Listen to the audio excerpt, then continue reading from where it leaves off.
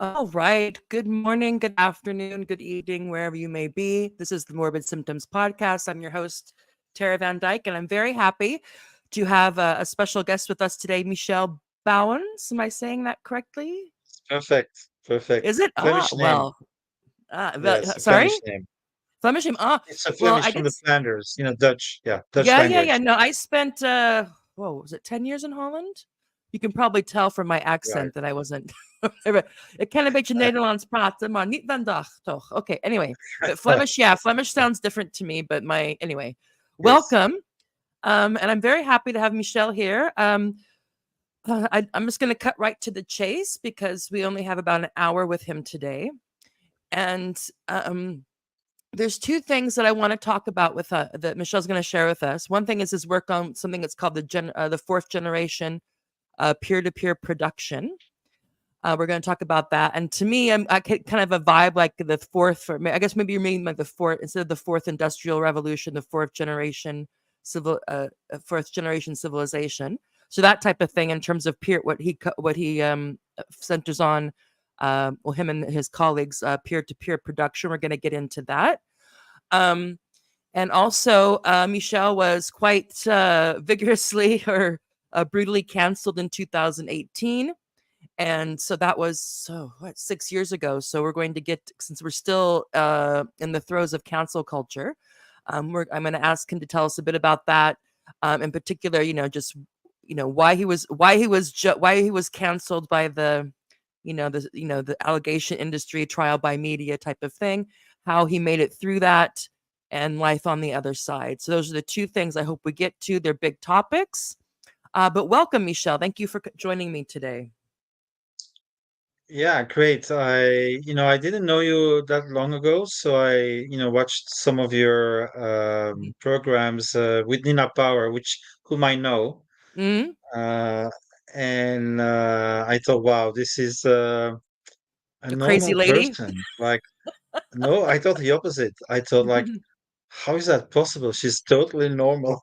Well, Well, I know what you mean. yeah, I know what you relatively. mean. Because Mm, in today's context, it's like, mm. okay, she has, like the basic rationality hasn't been completely wiped Yeah, out. yeah. I haven't been Borged. None of the Borgs have got me yet. I'm making a Star Right. Trek reference with the Borg, so that none of the Yeah, yeah. Borgs have got me yet. So, but they, who knows? Who knows? I I don't know. might be. I seriously I have to might. pinch myself like a few times Yeah. a day Yeah. Who to knows? say, I oh, might start wow, thinking that Kamala Harris is Rosa Parks. You never know. yes, And that Donald Trump is the second coming. I might. Who knows? They might get me. right. So now we know the criteria where how we can judge you. Yeah, be like Kamala's Yeah, the best, or start believing that the U.S. election is about communism versus fascism. But that is a different topic. that's a different um, topic. Yes. yes. So let's see. I think this is your most recent book, or at least the one I came across. And it's called Peer to Yes. Peer, the Commons Manifesto. So we know people are serious when they put manifesto in their title. That tends to get people like, what? Laying down the manifesto. And so I'll just go ahead and read. This is the blurb from the publisher. and then we'll get into a bit about this work of yours. So the Right. peer-to-peer, the Commons Manifesto by Michel, and also Vasilis Kostakis and Alex Yeah. Zaitis. Yeah, I'm not Pazaitis. sure Oh, how to pronounce that one either. Pazaitis. Yeah. Oh, Greeks. Anyway, but I love the Greeks. No problem with that. Anyway, so here's the blurb of the peer-to-peer Commons Manifesto. I think this came out in 2019. Not since Marx identified the manufacturing plants of Manchester as the blueprint for the new capitalist society has there been a more profound transformation of the fundamentals of our social life. As capitalism faces a series of structural crises, a new social, political, and economic dynamic is emerging peer to peer. What is peer to peer? Why is it essential? Why is it essential for building a common centric future? How could this happen? These are the questions this book tries to answer. Peer to peer is a type of social relations and human networks, as well as technological infrastructure that makes the generalization and scaling up of such relations possible. Thus, peer to peer enables a new mode of production that creates the essential. My graphics got in the way. The potential for a Yeah, I transition think to it's a common potential. oriented economy. Okay, so are you still, and I realize that sometimes the publishers want to make people's arguments more bold or Right. less bold as it would be. Do you still, 'cause this is, you must have written this, what, 6, 7 years ago? Are you still as Yeah. optimistic about the potential for peer to peer to be like steam Being engine was and machines? It's not about being optimistic. It's about having um so I believe in cyclic dynamics, right? Mhm, So that anything that's alive, oscillates, even protons and electrons, everything is, moving at different mhm, speeds and from one polarity to another. And so human society is the same. They have, like an emergence, they have a growth period, a peak, mhm, and then, mhm, they mature, get old, and die, basically, right? pass into And, something this else. is, yes, and, this is not something like cookie because, for example, if you would read World Systems Analysis, you would see that they speak Mhm, about, phase A and phase B mhm, of the societies they study, right? mhm, Um, so in that sense, it's not about being optimistic or pessimistic. It's about knowing where, more or less where we are in the cycle, even if, we're not fully deterministic. And, mhm, let's say like the seculum, this is the fourth turning cycle, right? It could be 80 mhm, or 100 years, but on average, right? So it's not mhm, like entirely deterministic. But so when I talk about fourth generation civilization, I'm basically saying that the change that we are undergoing is much more profound than we think. okay. Um, so it's not just like the Kondratev cycle, which is, like a 50-year cycle and a Mhm, new form of political economy within capitalism. It's not just the 100-year cycle, which is, like a civic cycle described in the book, The Fourth mhm, Turning, but also, George Modelsky, they talk about the hegemonic cycle. The war cycle is also 100 years, and there's a 500-year cycle and a 1,000-year cycle. I won't go into the details right now, mhm, but here, so I'm much more into what Kojin Karatani says in his book, The Structure of World History. And let me briefly mhm, explain that schematic, right? mhm, Schematically. So what he says that human history starts with what he calls mode A, and that is tribal kinship-based societies where the value regime is essentially commoning and gifting. And there's a slight difference between the two. So mhm, commoning is when I exchange something with a totality. For example, I'm Amish, well, I'm not, but if I were Amish and a young couple would marry, we would all go together to build the house of this new mhm, couple, mhm, right? That couple doesn't owe us anything. They don't have to give anything back because we do it for the community, mhm, because we think it's good for the community that young people have a house. And then they, in turn, will volunteer to build a house for the next couple that gets married, mhm, right? So that's commoning. So when a free software producer, developer writes a Linux code, he gives this to the commons of code, Mhm. and what he gets back is the whole functionality of the whole Linux. So that's commoning. Mm. And gifting is, what is basically described by Marcel Mauss in his book, The Gift, where I give you something, and paradoxically, this creates an inequality between us so that Mhm. you feel you have to give me something back. But it's Mhm. not like the market, there's no universal equivalent, but Mhm. still there's a feeling that I need to give back at least as much Mhm. than I got. And then we feel okay again, right? Mhm. And so the first value regimes of our human societies were gifting and commoning. Mhm. And around 5,000 years ago, okay, nowadays they try to get it earlier because we're finding quite complex archaeological sites that are earlier than that. But okay, let's just say 5,000 years ago, because that's when we find a ledger in Sumer with Mhm. accounting and the temple states, right? Mhm. So 5,000 years ago, we get civilization, what we call civilization, which is Mhm. class-based societies, division of labor, writing, cities, Mhm. farmers, professional armies, etc., etc. Mhm. So then we get markets and states.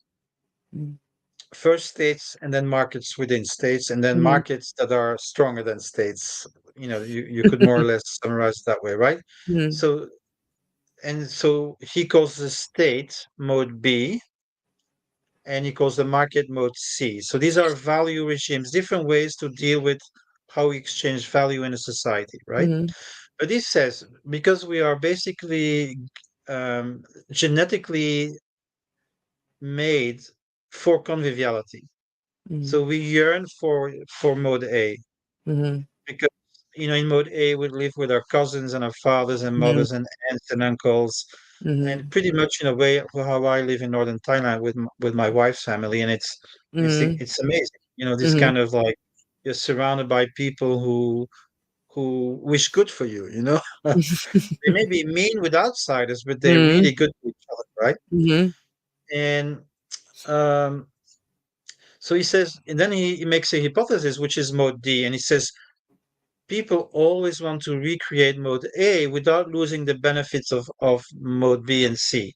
Mhm. And he says the vehicle for that are the churches, right? So when a society begins to devolve, and markets and states no longer function well to provide goods and services to their core populations, Mhm. then they want to recreate commons and gifting, and they need Mhm. to actually to compensate for the loss of governmental and market services. Mhm. And the way that expresses itself is to the creation of the world religions. and, Mhm. and they embody the yearning to restore mode D. In a way, the priests, the Mhm. Christians, the Buddhists, they basically want to civilize the warriors. They Mhm. want to create a balance in society. The famous Exo Age, ethical religions, that was their function, right? Mhm. And so I would argue that today we have the technology to scale mode A. Mhm. So that what I see happening with Web3, with crypto, with open source, and this is what I call peer production, Mhm. is actually a scaling up of the kind of technology we need for mutual coordination economics. In other words, Mhm. to go beyond market and states Mhm. and to get at a higher level of mode A with high tech. Mhm. So, um, so let me say a little bit what I mean when I say peer production, right? So first Please. of Yeah. all, create. So we created open ecosystems where we can freely contribute to common goods. Mhm. So we have commons of knowledge, of software and design, Mhm. and they are permissionless contributions. So I can or but I don't have to. I can contribute to Linux if I can, if I have the Mhm. skills, or Yeah. to Wikipedia, No one or wants me to to do any of that. Yeah. the or any of the millions of projects that people Mhm. now doing, and they're essentially translocal. Mhm. So they're translocal knowledge commons. Mhm. But when you have, for example, when you have design, you can design machines, right? mm, So this is not divorced from physical production. mm, It actually enables a new kind of physical production. And mm, my favorite model is called cosmolocalism, in which basically you say everything that's heavy is as local as you can.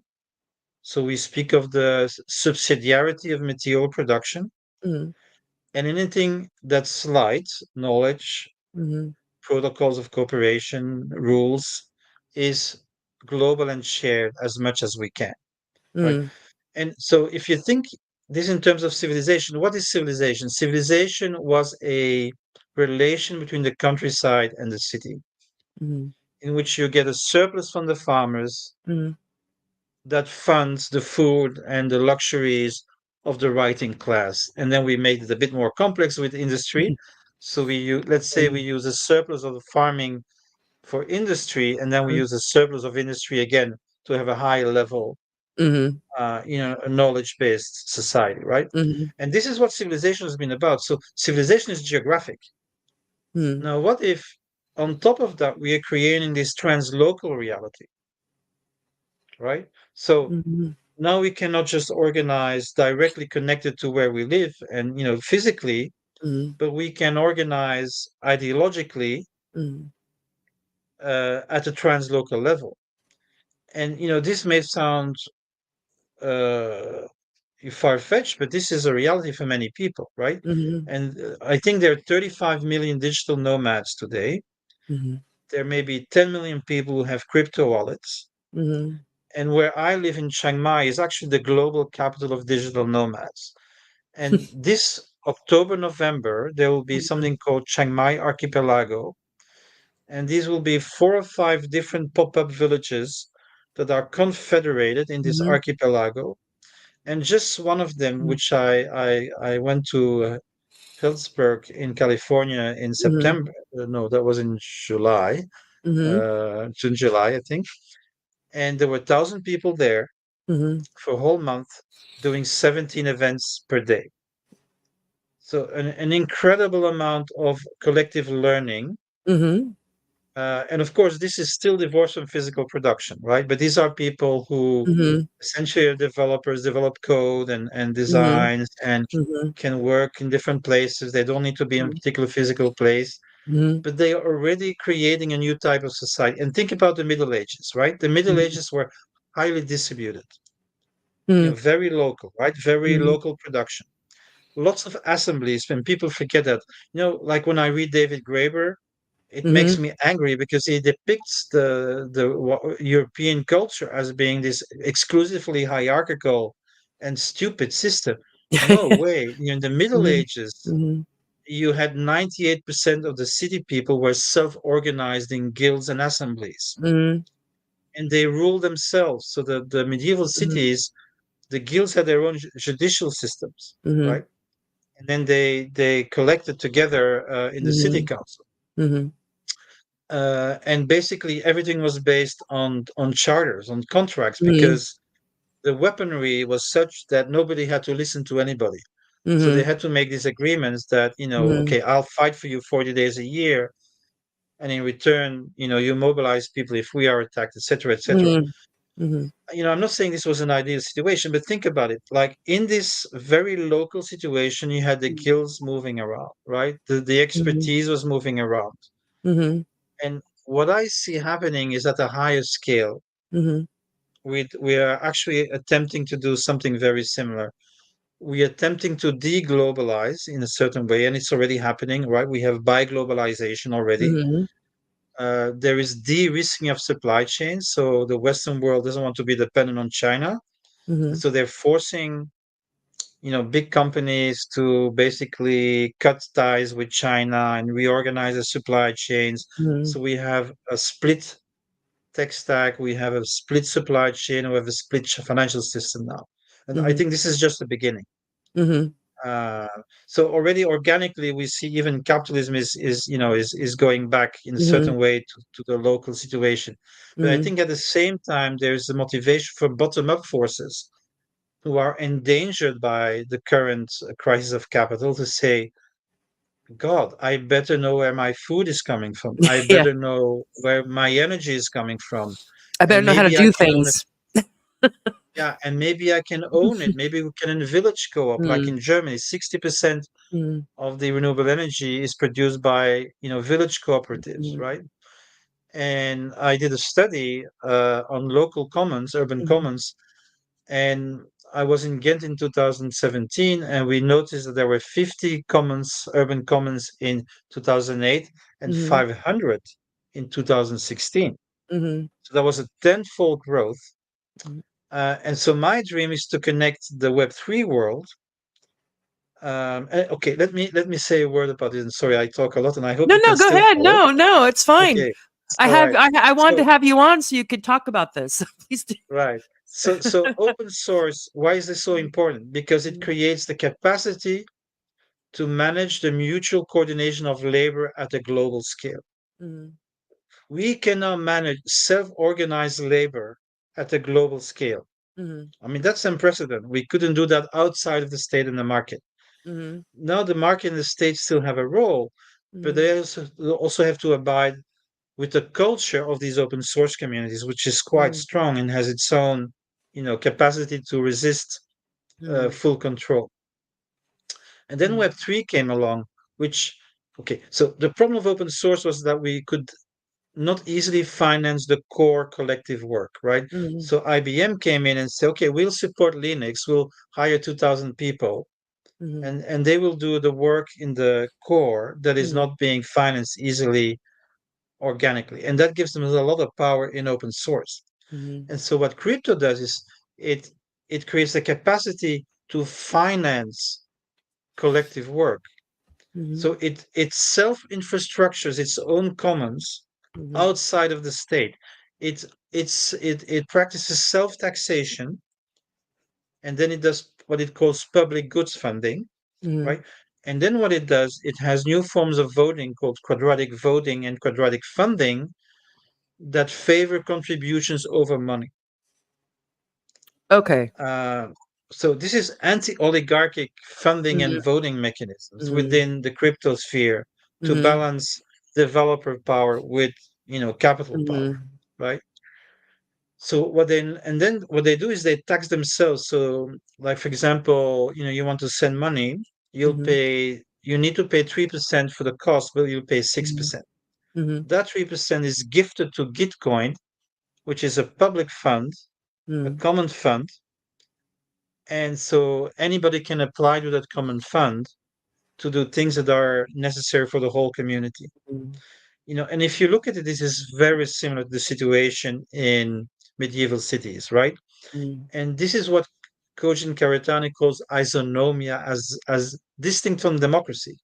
mhm, So democracy, he says the following, right? Democracy was born in Greece in a tribal confederation which was getting oligarchic. mhm, And so the rich in Athens were basically exploiting the poor through debt and putting them in debt slavery. And that created a mhm, revolt, a revolution that created a teeny democracy, which created citizenship, but didn't fundamentally alter property mhm, relationships. mhm, And so democracy has always been this dual problematic thing between equality before the mhm, law in mhm, voting, but often eventually dominated by the power of money. mhm, But he says in Ionia, before Athens, they didn't have that. These were people who were fleeing from the tribal confederations, mhm, met each other as equal in these coastal cities, were basically craftspeople doing crafts and small farmers, and they could always leave, right? And this mhm. capacity to leave meant that Ionian cities had to stay free. Okay. And open source has forking, and crypto is also permissionless, Mhm, right? So they have isonomic qualities mhm, which protect a certain kind of freedom mhm, that you may not even have in formal democratic systems.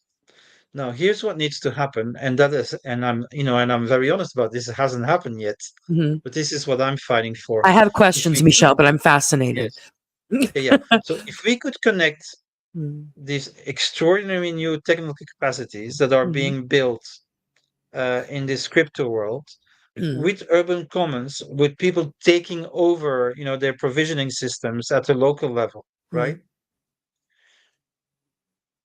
Then we would have a very powerful way of scaling up even further, this kind of commons based mhm, logic, right? And so I mhm, finish with this. So I consider the commons to be the counter cyclical value modality, right? So when you have extractive systems like states and markets mhm, who are doing well in the upswing, mhm, the commons will weaken, eventually even become very, very weak. mhm, But when they stop working well, it provides a motivation for the populations to go back to commoning and to recreate and strengthen again the mhm, commons based institutions mhm, until you reach a dark age period when there's no markets in those states and you only have the commons left. And they are very regenerative periods of human history. okay.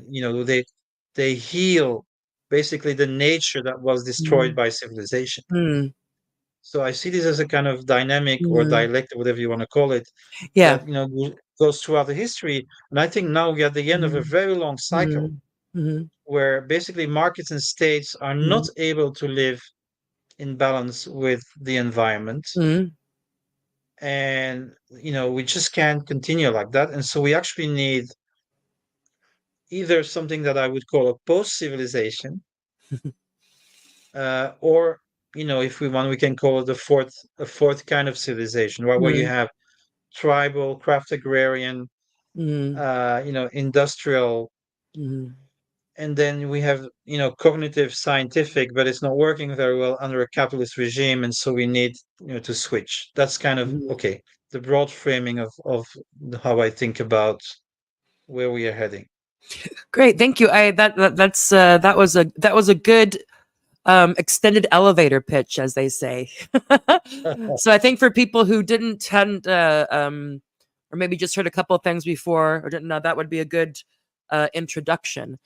Um, and I agree. I mean, when you were thinking about this, it's like things echo, yeah. So I was thinking about the negation of the negation. So Hegelian thing, a Hegelian idea about how I guess of history, for lack of a better word, and also of course then Marx focusing on the material rather than the conceptual, et cetera, et cetera. So the idea that we have these system or these modes or what A, B, C, etc. They fall into Right, contradiction. At a certain point, there's like a qualitative a quantity to quality yeah, shift, and you right, have this kind of going over and over again. It's like these concentric circles, and the idea is the hope is that through the failure, through the contradictions, we're actually evolving. And that right, we want to get back to what you said, get back to the commoning to the point A, but at a higher level of development, right. productivity, intelligence, So this type of right, thing. and you will We want hear our in a cake and to in eat a it too. yeah, In a good way. yeah, So I'm fine with that. What I would say is just a couple of questions, and I'm sure these are not new questions. Is that again, I was gonna put some more. Oh, is my mouse not working? Okay, there it goes. I was like, I hate when all of a sudden the technology stops or something. I almost have to panic. Um, there are other books. So you mentioned Caratani, which is obviously very pivotal for you. But I was also thinking that there's echoes of this in the 3 book series by Hart and Negri. So Commonwealth, Multitude, Empire, Multitude, Commonwealth, I think is what it goes. Also, Manuel right, Castells. I'm not going to get. I'll put. Where I know that we have times we can't get really into the debate, but or the literature, but maybe we could at subsequent discussions. Um, the rise of the network society. I was also, of course, thinking about. I don't know if you're familiar with Nancy Fraser, but this idea about cannibal capitalism, how we're entering into a multi-crisis thing, which is also what you alluded to in slightly different language, that the kind of the host, which is this global capitalism that's been developing for, I don't know, since the 1600s or something, is starting to eat its hosts. So it's gotten yeah, too crazy with treating nature as a dump and sink, or Yeah. and too parasitic off care. And then we have political systems that have turned into just, that have the seem to be have very little political power over the market, whereas before the distinction between the market and the state was quite, or the Right. economy and the state was quite bleak. And so you have, so everything is rich, but what I would say is that I'm sure you're familiar with this, that we're always waiting for this, at least in our life, to that waiting for this shift, waiting for the contradictions to get to Right. this point, or waiting for people to realize, for the ideological to reach up, to catch up with the objective possibilities that we Right. have. But Or- we still keep on waiting, and it seems that what I would say is that, and then I'll stop because I don't want to overload you. Is that when you mention all these fantastic things that are happening, and the possibility we have now of scaling them up that we didn't have before. Once, for lack of a better word, power, capital, centers of capital, whatever. For a while, they'll fine, like, oh, go ahead, have your fun, be play. But then the copyright comes in, the buyouts come in, the regulations come in, and you get this idea, as I remember, like what I think Vera Focus would talk about, neo-feudalization. So these Right. technologies this kind of organic, or this kind of this organic process that we were going to, gets captured, commodified, and gatekeepers are able to Right. position themselves. So it's like, okay, you can use this platform, but I get a cut, or I get to put in the user, Yeah. all the Absolutely. Yeah. sensors Yeah. Yeah. things for our safety. Right. So how do you all that kind of stuff, when we bring in when we bring in all the when we put what you just said into the totality, the messy totality, and class interest and property and psyche, Right. then Well. what Yeah. would you say as the main Yeah. Yeah. battles? Yeah. Because it seems like these things are Right. happening. I know, So just good, but they're thwarted at every turn. right. So first of all, I want to say we shouldn't be waiting. I think that's the red dawn that is coming and that it's never there, and then when Mhm. it's there, it's actually even worse than before. So I don't think we should be waiting.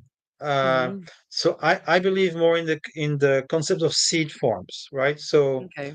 basically, when you're at the end of a cycle, that means that a certain logic is no longer functioning. So within Mhm. that logic, there's just like no, and that might be precisely because it was good, right? It's because it solved a number of problems. Mhm. Those problems are solved, and now it has the problems of its own, Mhm. and they cannot be solved at the same level of logic as the one that it's using, right? Mhm. Um, and I believe media are important. So I think in terms of like matter, energy, information. So you have a matter, energy regime that is bound by information Mhm. through media, right? So you have Mhm. writing, printing, electronic I'm sorry. It was media, matter. It was matter, energy, and what? energy, and it's Information. bound through information, Oh, right? information. That was the one. Okay. It's the is the information technology and the communication technology that really Mhm. binds how much you can do with matter and Mhm. energy, right? Mhm. So so hunter gathering, craft agrarian, industrial are Mhm. regimes of matter and energy use that Mhm. use more and more matter and energy, Mhm. and it's bound in a new way through Mhm. information. So think about today, we are exploding with information, we can't manage it, but now we Mhm. have AI as a potential means of binding that surplus. I'm not Mhm. saying it's doing it well right now, but it's a potential, right? Mhm. There's a way of thinking that maybe we can get out of this. Mhm. And so this is very important because when Roman went sour, Mhm. it reaches a moment where Joseph Tainter's, in his book, The Collapse of Complex Societies, where Mhm. the cost of maintaining becomes bigger, Mhm. than what it has. And Mhm. it can no longer conquer, so it cannot pay its soldiers, there's no more Mhm. gold, there's no more slaves, and then it starts unwinding, basically, right? Mhm. But that's because it didn't have a communication technology to solve its problem. So it went down. Mhm. It Mhm. went to a lower level of complexity. Mhm. But when the Reformation and the Catholics started fighting at the end of the feudal period, we actually invented a more complex system, capital state nation, Mm-hmm. right? That put the religions on the side Mm-hmm. as a, just do it in your private time, and then this is what we're doing now. Mm-hmm. And it could do that because it's at print, right? And so I think we have a chance, and not a certainty, but we have a chance to get out of it at a high level of complexity because we have the internet. That Okay. there's something there that could bind Mm-hmm. our matter energy promises a new way, right? Mm-hmm. And I think mutualization is key. Mm-hmm. So I'm basically thinking that if we could systematically mutualize provisioning systems, that we could maintain a very high level of complexity, Mm-hmm. and the kind of service we're used to as modern Mm-hmm. beings, without actually completely going down. Mm-hmm. So for example, in one German city, they replaced their commercial transport system with Mm-hmm. e-vans and cargo Mm-hmm. bikes, Mm-hmm. and they saved 95% energy Mm-hmm. for the same level of commercial transport, Mm-hmm. right? So imagine you can neutralize provisioning systems at the local level. Mm-hmm. Localization itself is very interesting because we spend two-thirds of matter and energy on transportation Mm-hmm. under the globalist regime, right? Mm-hmm. So when I say everything that's heavy is local, that also means we can potentially save Mm-hmm. two-thirds of matter and energy Yeah. by relocalizing a lot of things that we do Mm-hmm. now. Mm-hmm. And the way to do that, again, technology would be to distributed manufacturing, right? Would be to have global open designs Mm-hmm. No, I that are understand this, available everywhere. Michel. But Okay, my okay. So yeah, yeah. yeah, so you want The maybe the people who issue of don't power, want that are right? the people who are fine with that as long as stays within the capitalist system Yes. of that they So currently enjoy. So I think that's the thing. I How do you simply break out of think we that? should be pragmatic. Okay. So I talk about reverse co-optation. Mm. So because if you keep talking about how capitalism will take over, and you talk yourself into basically powerlessness, right? No, but I'm saying And as just looking at what's going on now, if I understand the potential, but you would need to have a yeah, politics to bolster that and protect it and yes. And to we deal don't with have, and I to agree deal we with the don't have things that that yet. yeah. Right. And That's so what I'm this is where I missing. It completely sounds great, but where are this the is where I no I politics? Yeah. yes, yes. And I completely failed at that. I No, no, and originally you had this can't do idea. everything. You can't do everything. Right. I'm You know. just saying So that. I Yeah. Yeah. So I thought, Mhm. okay, what we see is that local people are doing all of this, Mhm. and it's growing. And Mhm. it was actually growing tenfold in just 10 years, the Mhm. urban commons. And the number of open source code is exploding, and now Mhm. crypto is exploding. And so basically, I was thinking, at the time, Mhm. and that's the second part of our conversation. If we Yeah. if we get to it, I Yeah. was really thinking, okay, the most favorable political context Mhm. for commons-based policy making Mhm. would be red-green coalitions, ideally, right? Mhm. Unfortunately, identity politics came, Mhm. and it Yeah. has completely derailed these forces, which are now losing popular support. Mhm. You know, think about France, where the left is very happy to have won the elections. Yeah, okay, they have 6 million votes, the right has Mhm. 10 million votes. So it's Mhm. basically a trick of the voting system. Mhm. And they did that by supporting, the biggest capitalist candidates that were Mhm. available in the system. Mhm. And they're still only at 27% of the voting, and Mhm. they used to have the double, right? Mhm. So this is not a situation where there are any like so Mhm. there's unfavorable political situations, Yeah, right? and I want to be mindful of the time because we have about 20 minutes before Yeah. your wife is going to start saying, "Okay, Michelle, Sorry, that's it." I'm not at So home. I'm in a special no, for situation here. sure, no. So Uh, there's so much to talk about, and I hope but that this is the so beginning of a basically, I conversation, not think, the end. Yeah. yeah. And sorry, I have a tendency to speak over. I'm No, no. I just want to. mansplaining. I want to. You started the segue. But, I just want to make. I just want to make the yeah, yeah, segue yeah, yeah. more clear. So Um, for people who are watching now. And so we'll have to leave where we'll have to leave off with that, because I wanted to ask about the negative side of what you were focusing on with the positive side, because with pharmacon, oftentimes things are medicine and poison. There's double-edged Yes. swords. So especially with Yes. the guilds were great, but they also were exclusionary. Yeah, it's not like anybody who wanted to could Yes. get it. However, that's for a Right. different. That and And also I, I'm not sure that all kinds of exclusion are bad by itself. no, no, I no, think no, that no. Yeah, we suffer on the left. We yeah. suffer from this kind of like um, runaway egalitarianism, right? Mm, Where mm. I think that we have a big danger of moving towards a democracy of ignorance. If we Yeah, and don't also the idea recognize, that hierarchy is always bad. I mean, if you don't have yeah, hierarchy, you also don't have exactly, roots. So how do you have exactly, durability or persistence? So it's all about, the and kind of we like, well, have to what kind of evaluate, right? hierarchy, what kind of system? Yeah, Yeah. So I don't. exactly. I just want to put a pin in that. I hope that that I can have you back so we can. So now this will sit with me for a while, and Yeah, then we yeah, can have our yeah, yeah. conversations that also But so progress, even though in a circular fashion. Um, so we're in agreement that we see, and this is a common, again, that history rhymes, that we're constantly kind of right, replaying things slightly differently. So this thing about, you see the potentiality, but there's yes, obstacles there. There's obviously right, conceptual or ideological, and political. Okay, so yeah, there are these barriers. So yeah. it's also And another so way of I think we should saying, just keep going yeah, on, what yeah, we yeah. So can that's, within, yeah, so adjacent yeah, opportunities. Everywhere we yeah, look, we find them. yeah, yeah. We have to focus on property. Mm. So if you do commons today, it's not about good feelings and just cooperating. No, no, like the Park Yeah. Slope Food Co-op, right? Mm, What do they say? They're very clear about it. mm, If we didn't own our building in Brooklyn, mm, we would have disappeared 30 years ago because of yeah, gentrification. yeah.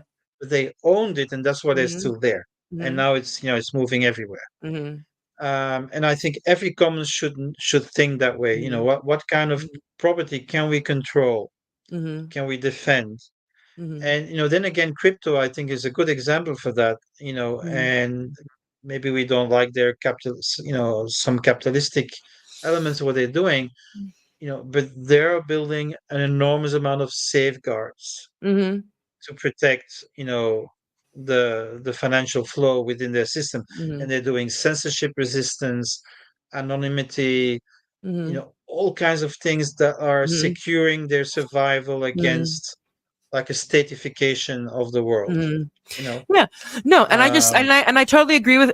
It's good, but we also, that we're mindful of the like, nobody has a crystal ball, but at least you can look at these potentialities. There's things that people can present, like you did, in this very cohesive story about how these things can come together, how we can get from how what we often claim to, like, what most people would say they would want, what they value, the idea that there's the possibility, a real possibility for us to organize things to be able to get that for a lot of people. But we have to, again, there's going to right be, the politics is going to have to come from someplace, because as yes fantastic as all this stuff does, we don't have the military, we don't have the guns, we don't have the control, the coercive capacity, and we have to deal with that, true because yeah if they start to think that we're more than just a curiosity, or some, like, great, right like we said before, like, let them have, yeah, play, innovate, fantastic, and then, but again, it doesn't have to, I don't want to be fatalistic as well. So we understand that there's a political gap in this. um and so yes we'll see what happens. um i I want I want to, to make a little I go would like ahead. to yeah I would like to make a very little Okay, segue to I'm the trying to end of the Roman transition to your Empire, right? cancellation, Michel. Okay, just 2 minutes. Please go ahead. So think about this. So the Roman Empire was really declining, Mm, right? And so there was an exodus out of the system because the cities were declining, mm, people were trying to go to the countryside, etc., mm, etc., right? And so you have these monastic communities, right, that over time get their act together, are very productive in terms of crafts and how to do, and so they become points of attraction outside of the system.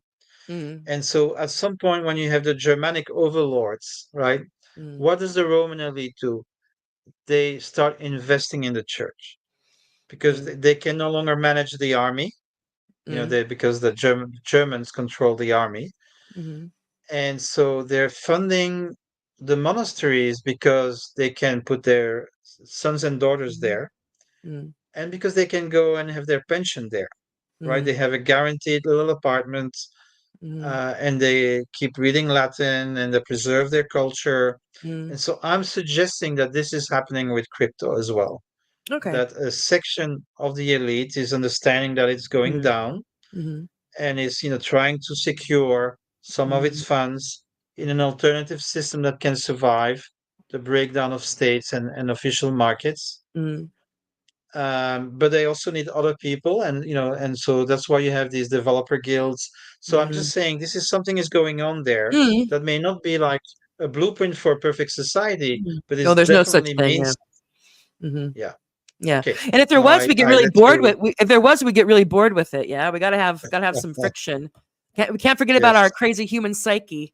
Okay, so we're gonna put a pin in that. Hopefully, this won't be the last time that we talk.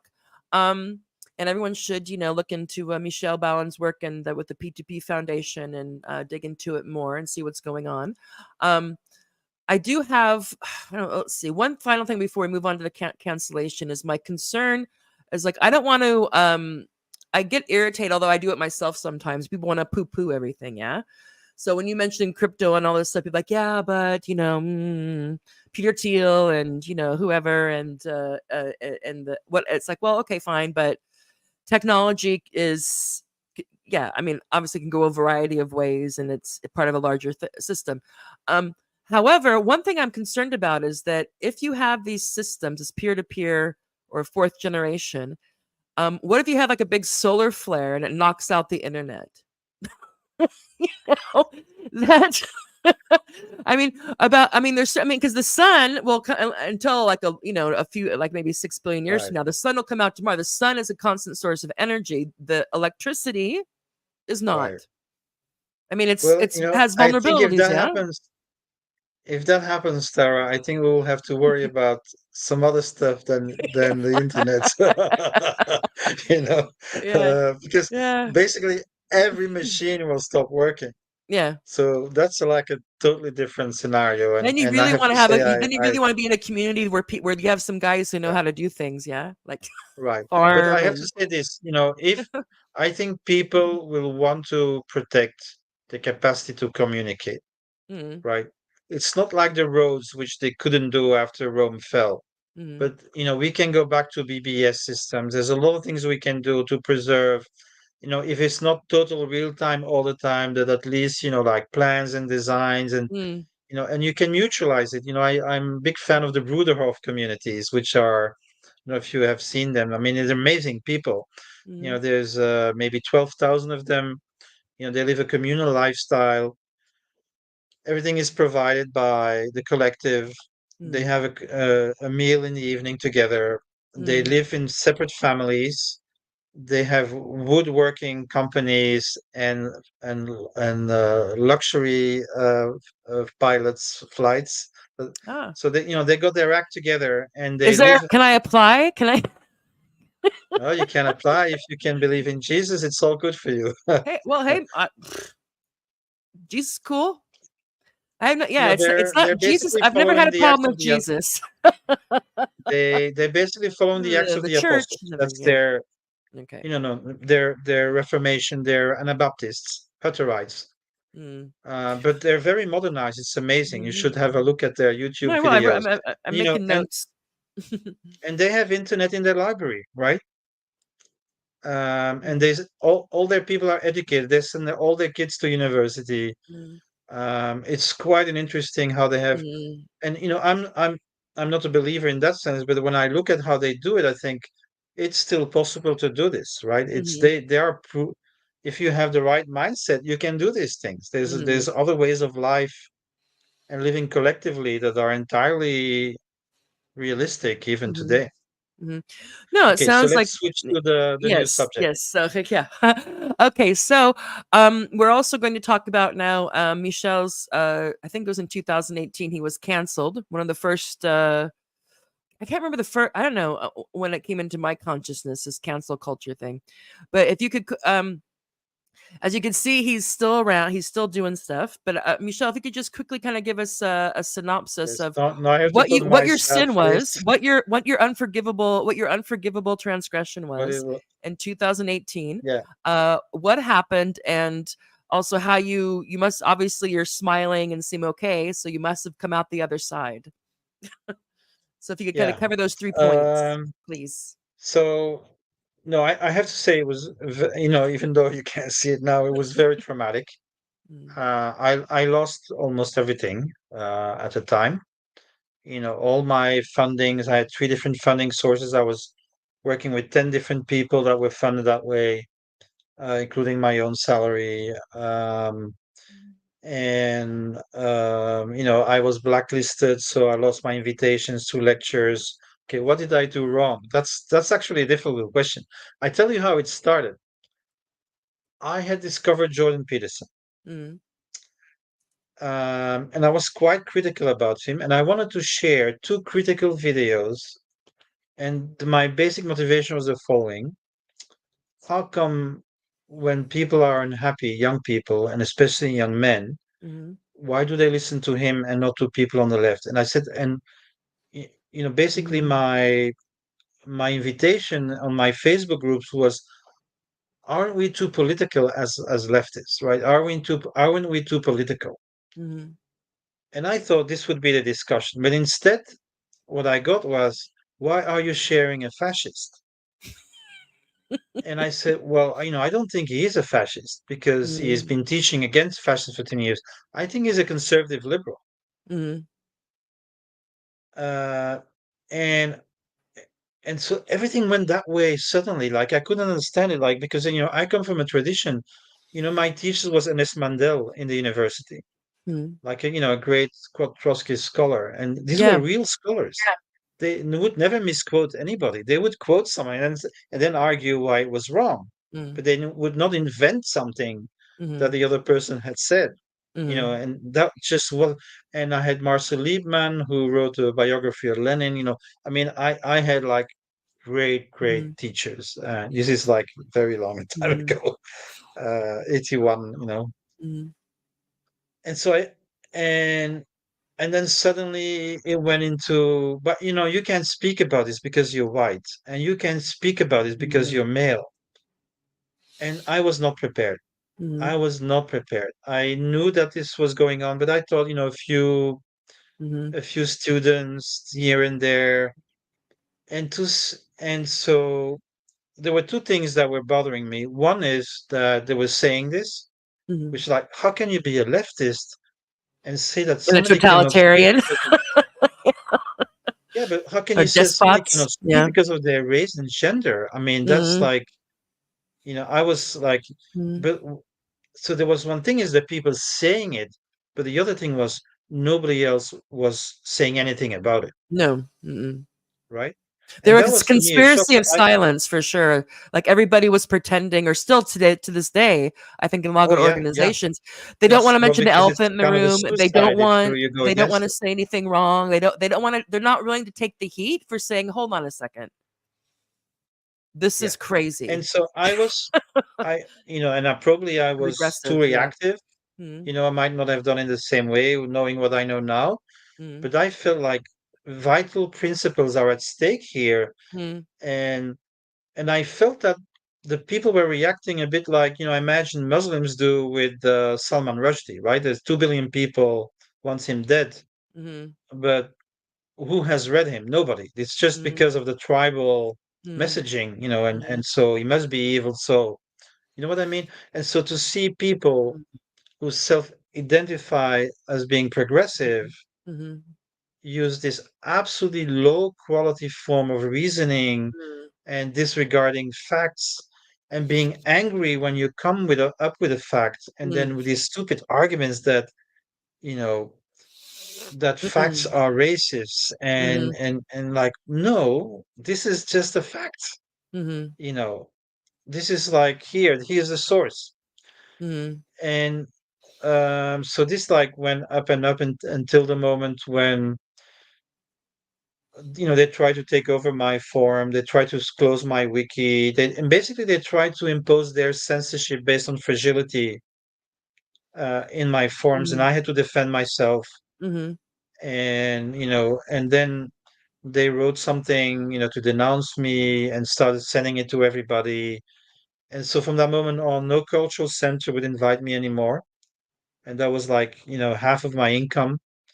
And the three foundations that supported my work in a very short time stopped Mhm. funding me. And I was demonized. Like I was a fascist, I was a misogynist, I was this, I was that. And, you know, a month ago they were calling me a communist, and now I'm a fascist, and I haven't changed. Yeah. And I haven't changed. Mhm. Of course, no, I have changed. But at that time, I hadn't changed yet. Mhm. I Mhm. was like just, and then I went Mhm. back and I started reading basic for 3 years, books about identity politics and how it came to be, Mhm. but also watched the 24 episode series by Benjamin Boyce. Mhm. And that brought me over the edge because I thought Mhm. this is what they want. This is a Mhm. society we are going to, and Mhm. this is like worse than the Cultural Revolution. Mhm. This is worse. This is where everybody is judged on their biological markers, hierarchized.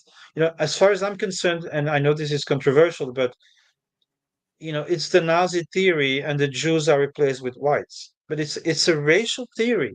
Mhm. They have Oh no. hierarchized Yeah, no, people. it's the anti-racist racists are quite insidious because they think they're good and they Yeah, treat they think that they they they flip yeah, yeah, they've yeah. flipped everything, Mm, and I think basically to some degree, a lot of people on the right are basically 1980s leftists, if not mhm, 1990s leftists. They're comfortable with gay people and even with mhm, trans people if they're not activists. Um, and the left is behaving like the right wing that I know from my youth. mhm, They're exactly doing exactly what we were fighting mhm, against. mhm, And so it's sociological as well, right? It's a mhm, question of basically a managerial class which has slowly detached from its working class base. mhm, Um, and I like Erland Thompson's work. I think it's called Guilds and Vital Institutions.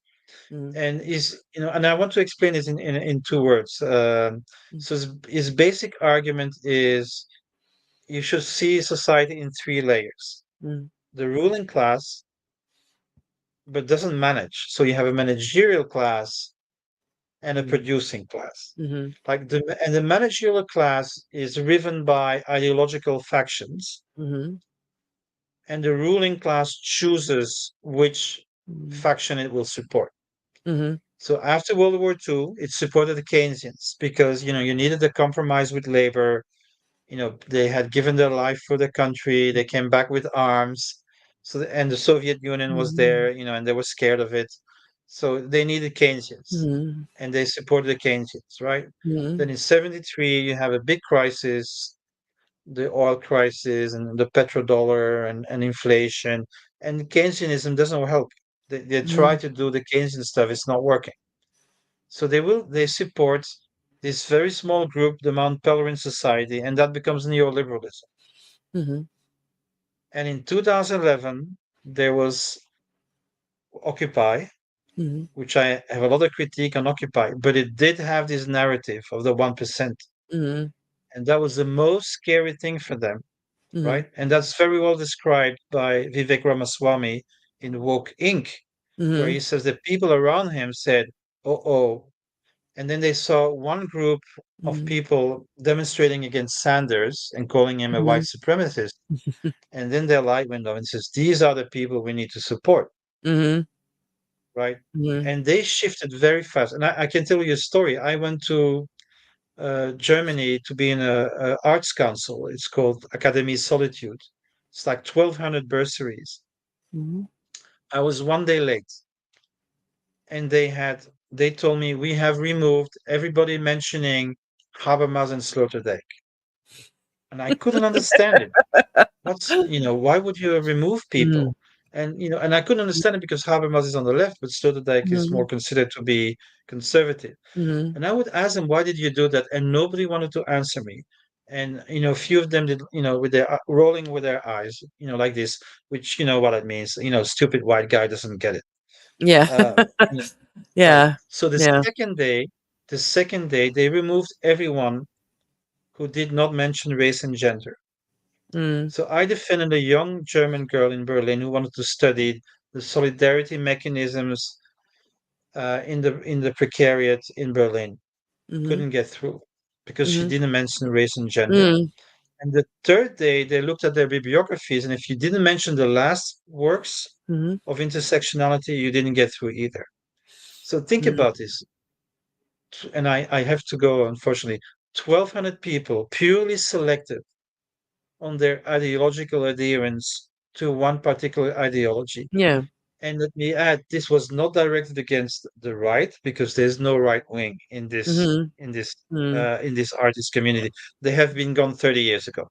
Mhm. This is exclusively directed against what is remains of the social left. Yeah. No, and I, And I, I hope that we can. I really, Michel has to go, and I don't want to upset his wife, or him. I hope we can come back because there's a lot to talk about on this. I have a lot of, yeah, I've been thinking through how to understand what's been going on the quote unquote left, the last 30 years in particular. But I totally agree with you that you have this kind of inversion where you have, what, to lack of a better word, you have these progressive authoritarians, these anti-racist racists. The city is like everything's essentialized now, and the idea that it's also a shield, it's a human shield or it's an identity shield, because I don't have to tell you this. If you critique it or question, whether it be fact based on fact, the factual argument, logical or theoretical, they don't have to deal with it because, well, you're white or you suffer from right, or, patriarchy or you're or this or that. internalized So misogyny in yeah, your yeah, case. yeah. That's I what they would also, say. yeah, Or yeah, or and you're so not it's, really black. yeah, You're so it's not really terrible. black, So yeah, right? and it's Yeah. It doesn't terrible. matter It what creates, race you are. yeah, They will yeah, disqualify you anyway. yeah. It creates these It's basically your yeah, dissent. No yeah, it create dissent. That's the problem. yeah, it creates these fiefdoms, yeah, and these little micro studies class. It also makes me think about all the program, all the degree programs in university that took off after the 70s that have studies in them. Right. Always a big red flag now. Yeah. Autoethnography, okay.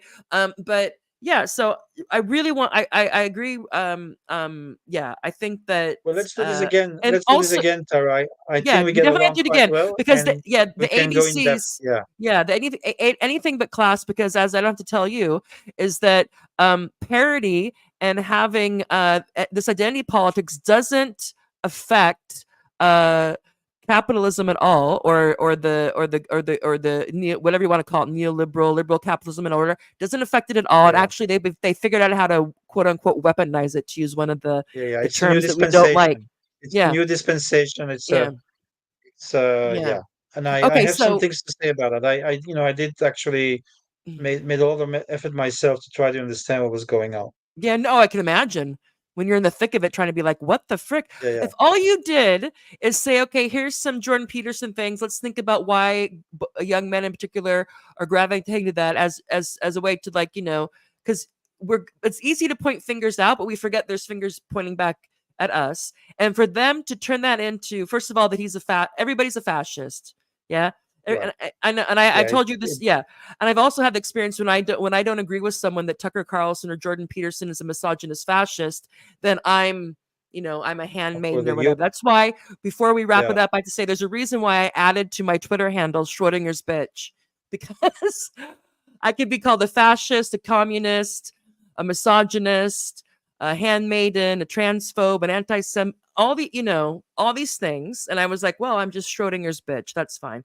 And like you said, I can imagine you saying, it's like, I'm just kind of being consistent, you know, Yeah. Yeah. asking questions, getting In a way, clarification, they trying made to us sign flags. Like, this is because not we have good. to, right? This is Big Yeah. Sister is worse than Big Brother. Okay. Yeah. Yeah. Well, I actually use that in my lectures. You have little sister, little brother, Hmm. tribal, Hmm. big father, imperial, Hmm. big brother, state, and now you have big sister. It's for your Hmm. good. We Yeah, for will your control you for safety, your own good. and nobody can have a And hurt I feeling, think and it's coloring related to books and trigger humanization of warnings. society and, to certain things. But Yeah. let's discuss next time. Okay. Thank you so much. Any final word before I know you have to wrap up? Michelle Bauwens, any final word on this or peer to peer No, or any I'm words of good, and wisdom? appreciate that you have people on like Nina Power, and I think I think nowadays we should, the being cancelled in a way, I think should be considered a badge of honor. Hmm. Like you should, and I know this sounds weird, but I think you should ask yourself, if you're not cancelled, like that, what does that mean? It means you About never you, said yeah. anything You're part of the problem. that, that's outside of what was Uh, expected. So that yeah. means you're not doing any independent thinking. Hmm. Because if you were and you would say it, Hmm. something would happen to you. That's a good way of turning it around. Like, what's going on? Why haven't you been canceled? That's suspicious. Yeah, It's like, yeah, that's no, suspicious. we have to. Well, really, I mean, but there's so many people. Yeah, yeah. The fear is off the charts, and yet they'll say how free and wonderful they are, yet they're constantly afraid of Oh, yeah. saying the wrong They're thing. hedging. It's like, Like how is that I, free? I know a lot of my old friends, and when they're speaking, and Mhm. there's so much hedging in what they say, you 45 can just see disclaimers, yeah. the. It's like, Yeah, exactly. They think mm, 3, 4, 5 times because they say anything, and they're trying to, like, how can you make any advance in society like that if you spend so much energy on policing, your own speech? yeah, It's yeah, yeah. horrible. And But it's I very need much. to go. Okay, okay. Bye, bye. I need to Thank you go. very much. Let's do this again till we meet again. Thank you very much, Michelle. Have a All right. great Thank you, Tara. evening. Bye bye. Bye Bye. bye. All right. So we had Michelle Bowens on. That was great. He talked to us, um, gave us an introduction to what's talked about in more detail in this book called Peer to Peer, the Commons Manifesto. And I think it's about 95 pages or 100 pages. And you can access it online. I'll add links to it in the video information or description below, on, yeah, all the platforms I'm on. What platforms am I on? YouTube, Rumble, and X. So you can look into that. We will have him back on again. So if anybody has looks into this or is aware of this idea about how the peer-to-peer technology could really be transformative, um, in terms of, to use an old Marxist way of saying it, the forces of production and the relations of production. Uh, this is very, you could plug this in or add this into that as well, and what's going on, the potentialities there. To break through the morass, the morbid symptoms, this ongoing interregnum that we seem to have been in for a very long time, that's just getting more and more metastasized. Anyway, thank you for listening. Michel Bowen, I will have him back on again, I think, especially to flesh out more both these topics about what's about the ongoing or slow moving or the current transition we are from what he would call the generation civilization to the fourth generation civilization, and what's going on there in the geography of that. And of course, we'll continue to talk about the political the political hole in that what kind of political program and political consciousness and organization would we need to be able to uh, um, that would go along with this these new technologies that could allow us to break out of um, the contradictions and shortcomings of the state market world we've been living in for the last, I don't know, 100, 200 years, few hundred years since it came to be hegemonic. All right, I'm rambling a bit. I need to get some coffee and a croissant. Um, thank you for listening. We will hopefully have Michelle back on to talk about the peer-to-peer, the Commons Manifesto, as well as cancel culture, identity politics, and what the hell happened to the left that this guy who's just, doing his thing, asks the wrong question, brings up the wrong person, and then his whole professional life is taken from him because he dared to. It started with him sharing a few clips of Jordan Peterson and asking the groups he was involved in, why is it we should think about why men, particularly young men, are gravitating to Jordan Peterson. What does that say about the left? What does it say about society, culture, et cetera, given the concerns that we would have about Jordan Peterson's politics and some of his cultural views? And this was enough for Michel to be called a fascist and to be canceled. But he's doing all right, so that's good. Anyway, please do like, subscribe, follow, share on any platform that you're on. If you can support Morbid Symptoms Media financially, either in a one-off donation from anything $1 to whatever you want to support us with, that's great. I am trying to make this my full-time gig and to bring other people on board as well, so that we can make this a durable node in the peer-to-peer, shall we say. And on that note, I will bring up this. If you want to follow, subscribe, like, please do that where you are. And here are the other outlets.